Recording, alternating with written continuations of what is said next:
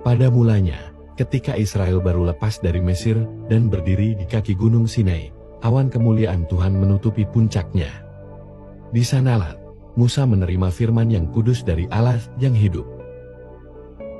Lalu, di tengah hukum-hukum tentang korban, Tuhan memerintahkan, "Setiap korban sajianmu haruslah dibubuhi garam. Sebab garam adalah lambang dari perjanjian yang tidak berubah, kekal dalam kesetiaan." Karena garam, di negeri yang panas dan kering, adalah zat yang mengawetkan dan menjaga dari kebusukan, maka ia menjadi tanda akan kekekalan dan keteguhan janji Allah. Maka, setiap kali imam mempersembahkan korban di atas mezbah, mereka menaburkan garam di atasnya, mengingat bahwa hubungan antara Tuhan dan umatnya tidak dapat rusak. Demikianlah, garam bukan sekadar bumbu, melainkan lambang dari kemurnian, kesetiaan, dan perjanjian yang tak bisa dibatalkan. Dan ketika Tuhan menetapkan Harun dan anak-anaknya sebagai imamnya, bagian dari korban diberikan kepada mereka dengan firman, "Inilah perjanjian garamku denganmu." Dengan itu, garam menjadi tanda warisan kekal, bahwa pelayanan imam tidak akan dicabut selama mereka setia dalam ibadah dan hukum Tuhan. Lalu, ketika Daud dipilih menjadi raja atas Israel, Tuhan kembali mengikat janji. "Aku telah memberikan kerajaan ini dengan perjanjian garam." Garam itu menyimbolkan keajegan dan kekekalan kerajaan Daud, bukan karena kekuatannya, tetapi karena Tuhan berkenan menjadikan garis keturunannya kekal. Meskipun dosa meretakkan rumah tangga Daud dan Yehuda jatuh ke dalam penyembahan berhala, perjanjian garam tidak dihapuskan, karena Tuhan tetap setia. Ketika Israel dibuang ke Babel, umat menangis dan bertanya, apakah Tuhan telah melupakan janjinya? Namun garam perjanjian tetap menjadi pengingat bahwa kasih setianya tidak pernah gagal.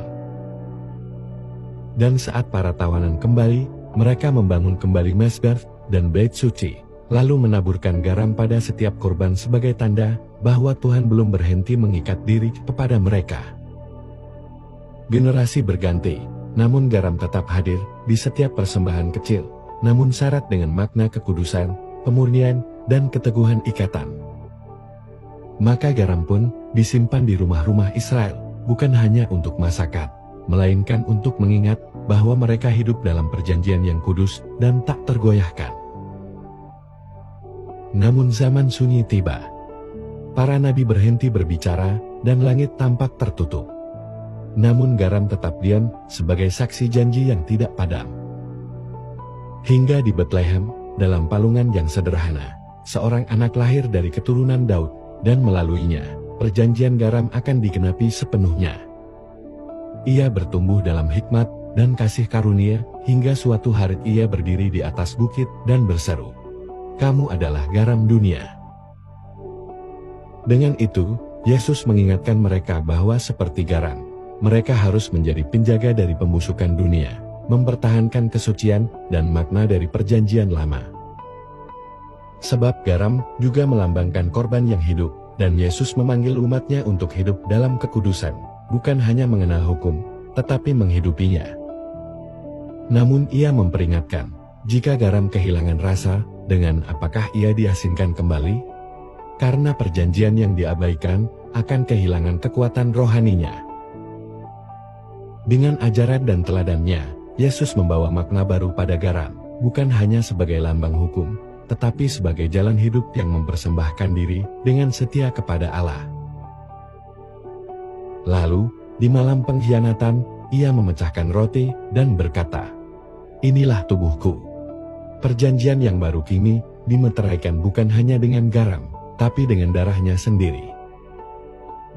Namun esensi dari garam tetap hidup, karena perjanjian baru tidak menghapus yang lama, melainkan menggenapinya dengan kasih dan kebenaran. Setelah bangkit dari maut, Yesus mengutus murid-muridnya ke seluruh bumi, agar mereka membawa rasa dari kerajaan Allah ke dunia yang hambar. Dan seperti garam yang menyebar dalam makanan, demikian pula Injil menyebar dari Yerusalem ke Samaria, dan sampai ke ujung bumi. Setiap orang percaya menjadi bagian dari perjanjian kekal, di mana hidup mereka menjadi bukti bahwa Tuhan masih memurnikan dan memelihara. Di tengah dunia yang penuh kefasikan, mereka dipanggil menjadi garam yang melawan kebusukan, menjaga iman tetap murni. Dan seperti garam tidak dapat berdiri sendiri, mereka pun hidup dalam persekutuan, menguatkan satu sama lain dalam pengharapan yang kekal. Sebab perjanjian garam bukan hanya untuk masa lampau, tetapi hidup dalam setiap jiwa yang berjalan dalam kekudusan dan kasih Tuhan. Dan pada akhirnya, ketika langit baru dan bumi baru datang, perjanjian itu tidak akan pernah tawar tetapi akan berdiri kekal, seperti Tuhan yang telah bersumpah dan tidak menyesal. Demikianlah cerita Alkitab mengenai perjanjian garam.